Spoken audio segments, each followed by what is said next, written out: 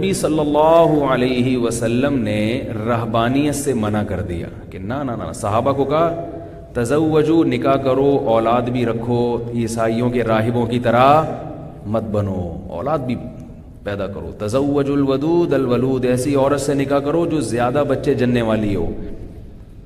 اس میں آپ صلی اللہ علیہ وسلم نے بتا دیا کہ مقصد اگر اللہ کی رضا ہے تو اللہ کی رضا اس میں زیادہ ہے. ان کے ہوتے ہوئے جتنی عبادت ہو جائے وہ اللہ کو مقبول ہے. اسی لیے عورت کو یہ کبھی نہیں سوچنا چاہیے کہ میرے بچے مجھے نماز نہیں پڑھنے دے رہے، یہ نہیں کرنے دے رہے، وہ نہیں کرنے دے رہے، ہائے کمبخت.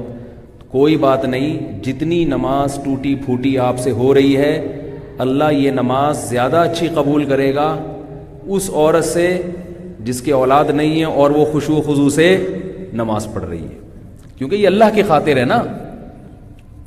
نبی صلی اللہ علیہ وسلم کے دور میں جب خواتین مسجدوں میں آتی نماز پڑھنے کے لیے تو بچے بھی ساتھ لے کے آتی تھی، کیونکہ بچے کہاں چھوڑ کے آتی، وہ چھوٹے چھوٹے بچے دودھ پیتے 2 3 4 سال کے، وہ ساتھ لے آتی.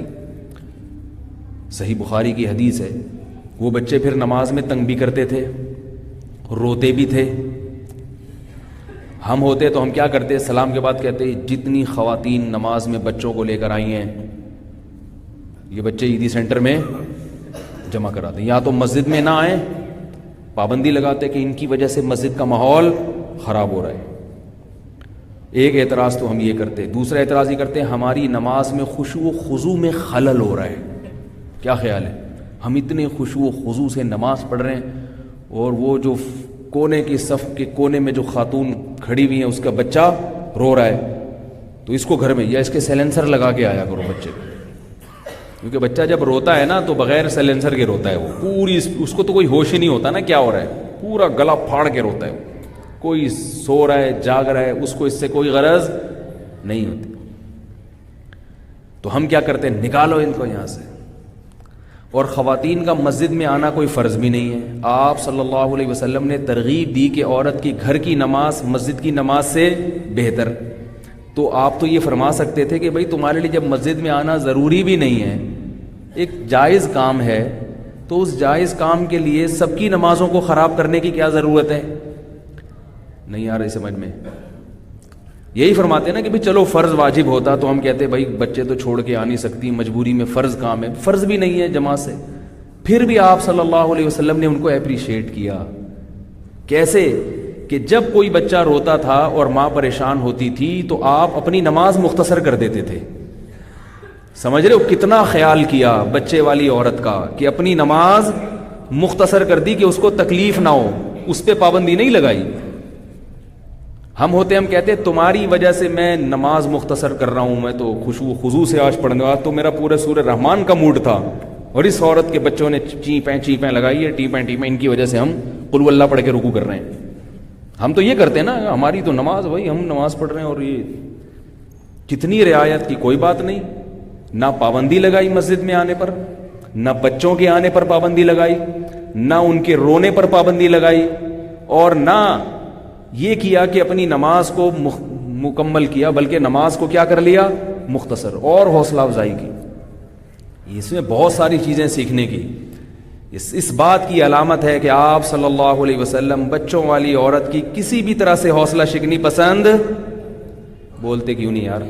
نہیں کرتے کسی بھی لحاظ سے، کوئی بات نہیں. یہی مطلوب ہے.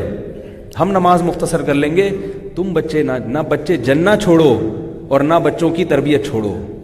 مسجد میں آئے گی تو کہاں رکھ کے آئے گی بھائی؟ وہ بچے کہاں رکھ کے آئے گی وہ بچے؟ کوئی بات نہیں، لے آؤ ساتھ میں، ہم نماز مختصر کر لیں گے. کتنی ہو اس میں خواتین کو ترغیب ہے کہ بہت بڑی عبادت ہے اپنے بچوں کو پالنا، کیونکہ یہ نئی نسل تیار ہو رہی ہے.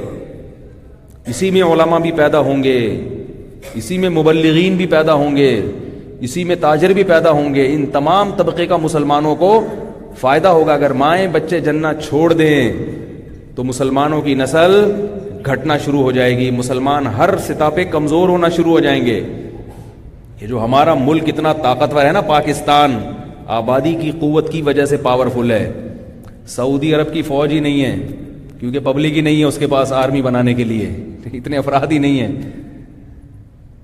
خیر یہ ایک الگ موضوع ہے.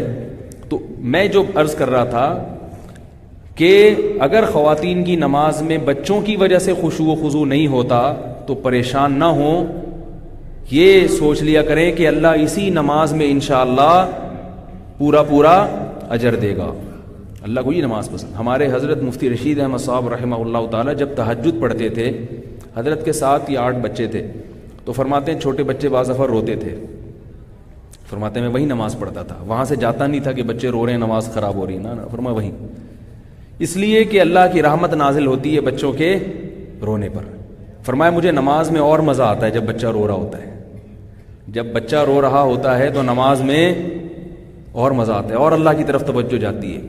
کل ہم بھی روتے تھے تو ہماری مائیں بھی ہمیں پالتی تھی نا. یار کیا سے سمجھا یار بھائی, آج جو بچہ رو رہا ہے تو کیا پہلی دفعہ رو رہا ہے وہ؟ آپ جب چھوٹے تھے تو آپ بھی روتے تھے نا, آپ کے ماں باپ نے بھی تو برداشت کیا تھا. یہ تو نہیں کہ گلا دبا کے پھینک دیا ہو کہ پھر یار کیا ٹینشن پال لی. جیسے آپ کے ماں باپ نے برداشت کیا اور ہمیں یہ زندگی ملی, تو ایسے ہی ہم نئی نسل کو اس کے رونے دھونے کو برداشت کریں گے, تحمل کے ساتھ, بردباری کے ساتھ. بچہ ہے روتا ہے کوئی مسئلہ نہیں, کبھی ہنستا ہے کبھی روتا ہے. جیسے بچے کے رونے پر انسان کو رونا آتا ہے, تو بچے کے جب کھلکھلا کے ہنستا ہے تو ایسا لگتا ہے جیسے ساری دنیا ہنس رہی ہے. بچے کی ہنسی بھی بڑی زبردست ہوتی ہے, ہنستا بھی فری سٹائل میں. ہم تو ہنسیں گے نا تو مجلس کے آداب کا خیال کریں گے, یار کوئی دیکھ تو نہیں رہا, بہت تمیز سے ہنسیں گے. بھئی کتنے دانت دکھانے ہیں, اور دانت صاف ہوں گے تو ہنسیں گے, ورنہ کہیں گے یار ابھی رہنے دو, بس مسکرانے پر گزارا کرو. بہت بچے میں یہ تکلفات نہیں ہوتے, بچہ فری سٹائل ہنستا ہے تو ہے, نان اسٹاپ ہنستا ہے. یعنی وہ اس میں منافقت نہیں ہے بچے میں, جو اندر ہے وہی اس کے باہر ہے. تو اس لیے بچہ رو رہا ہو, تنگ کر رہا ہو. اور ایک جنرل نالج کی بات آپ کو بتا دوں کہ بچوں کے رونے پر زیادہ پریشان بھی نہ ہوا کہ ہائے پتہ نہیں کیا ہو گیا اس کو, ہائے پتہ نہیں, کچھ بھی نہیں ہوتا, رونے دو. بچوں کے لیے چیخ چیخ کے رونا ان کے پھیپھڑوں کے لیے بہت ضروری ہے. جو بچہ چیخ چلا کے نہیں روتا اس کے پھیپھڑے کمزور ہو جاتے ہیں. اور یہ اللہ نے اس لیے بھی رکھا ہے کہ آپ کے اندر برداشت پیدا ہو, تحمل پیدا ہو. کیونکہ جس آدمی میں برداشت نہیں ہے, جس عورت میں برداشت نہیں ہے, وہ دنیا کا کوئی کام نہیں کر سکتا. نہ وہ مرد کر سکتا ہے نہ عورت کر سکتا ہے. اپنے بچے ہی برداشت نہیں ہو رہے تو کیا کرو گے دنیا میں؟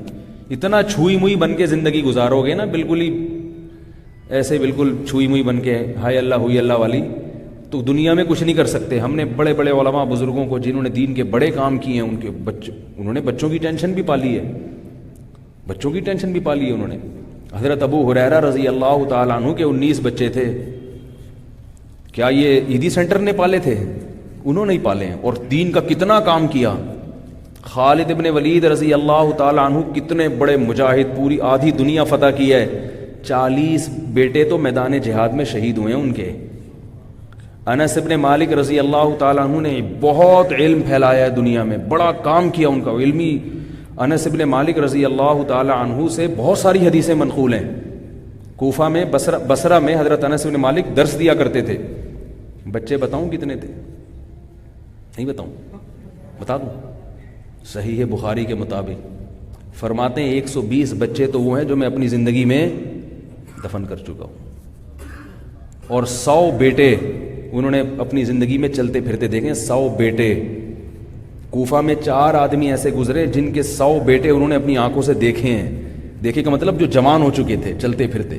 ان میں ایک انس ابن مالک بھی تھے. 4 بیویاں کے علاوہ باندیاں بھی ہوتی تھی, لیکن بچے تو ہو گئے نا, چاہے باندی سے ہو چاہے بیوی سے ہو.